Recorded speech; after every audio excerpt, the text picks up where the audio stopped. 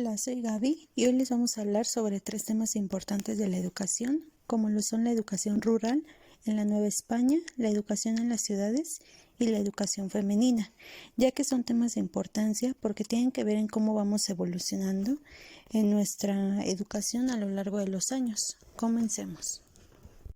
Hola, ¿sabías que la educación rural en la Nueva España fue marginal, ya que se caracterizaba por tener muchos alumnos, y sobre todo porque eran de diferentes edades, y aún así estaban situados en la misma aula y solo un maestro cuidaba de ellos?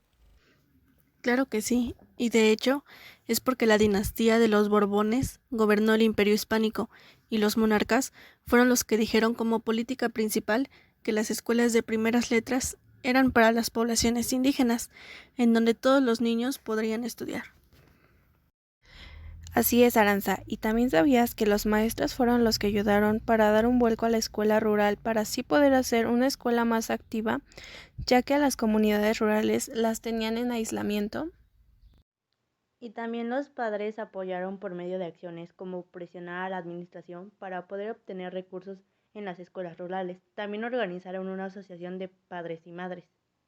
Bueno, por otro lado, no olvidemos que la educación tiene que ser flexible, motivadora y crítica. Debe ser impartida por gente plural, que sepan improvisar y tener creación para poder fomentar la democracia participativa, además de otros valores como la honradez, la autoestima, la confianza, la responsabilidad, entre otros. Como ya vimos, las escuelas rurales del Estado español extraen inmensamente las potencialidades que realmente es en todo lo ya mencionado antes, y puede que hay mucho más de qué hablar, pero por ahora hablaremos de la educación en las ciudades. Así es, amigas, y la educación en las ciudades se desarrolló como un fenómeno urbano, pero fue un tanto egoísta, ya que no tomó en cuenta a la población indígena. Así es, pero recordemos que esta educación tenía dos sistemas, universitario y estudios menores. El universitario tenía varios grados, bachillerato, licenciatura y doctorado.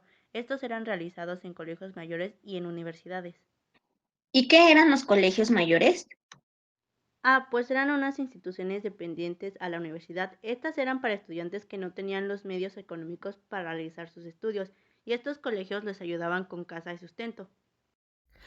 Sí, Pau, y también sabías que el estudio menor contaba con dos niveles, el más bajo era el saber leer, escribir y contar, y el otro era el que preparaba a los alumnos para ingresar a la universidad.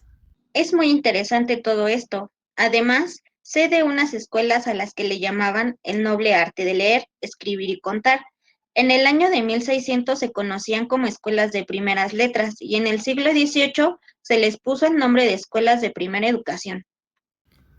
Y no nos olvidemos de las escuelas de indios. Las primeras fueron establecidas por los frailes, y estas tendrían catequesis para niños y adultos y una escuela de primeras letras. Y tampoco podemos olvidar al primero en practicar la enseñanza de los indios en Texcoco, conocido como el padre de la pedagogía del Nuevo Mundo, Pedro de Gente. Cierto, además de que el Colegio de San José de los Naturales fue fundado por él, por Pedro de Gante, y la convirtió en la primera escuela de artes y oficios en América. Y también recordemos los conflictos que se presentaban porque la enseñanza religiosa chocaba constantemente con la enseñanza familiar de los indios, y la solución fue que tuvieron que aislar a los alumnos hasta que su conocimiento fuera concluido.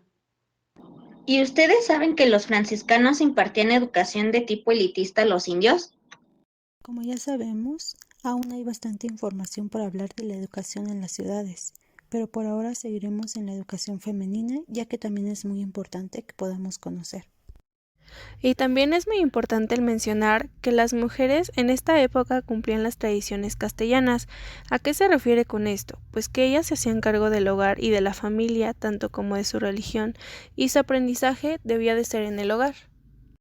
Sí, pero después surgieron las escuelas particulares en las que las niñas españolas y criollas tenían acceso y ahí llevaban a cabo el aprendizaje. Sí, y la primera escuela en surgir se llamó Amiga. Bueno, además, para poder enseñar en ese tiempo, bastaba con tener conocimientos de oraciones y de la doctrina cristiana. Pero aún así, esta función de la escuela era intermedia, pues debían seguir cumpliendo con su función en el hogar. Así es, Marta, pero por otro lado, las mamás de estas niñas se sentían muy tranquilas, ya que no solo ellas se preparaban para ser buenas amas de casa, sino que también se estaban preparando para una vida buena y respetable.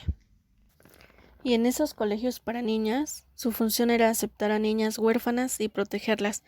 Las aceptaban desde los 10 hasta los 25 años. Además, no se discriminaba por el grupo étnico al que pertenecieran ni por su nivel económico.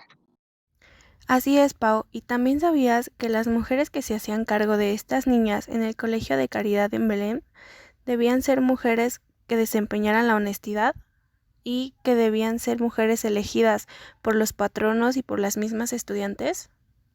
Pero para los siglos XVIII y XIX concluyó el avance educativo, ya que por ser mujer creían que no tenían oportunidades, así que no fue de mucha ayuda para ellas seguir preparándose. Y bueno, esto fue un poco de lo que fue la educación rural, urbana y femenina. Espero les haya gustado esta breve explicación que les dimos mis compañeras y yo. Gracias.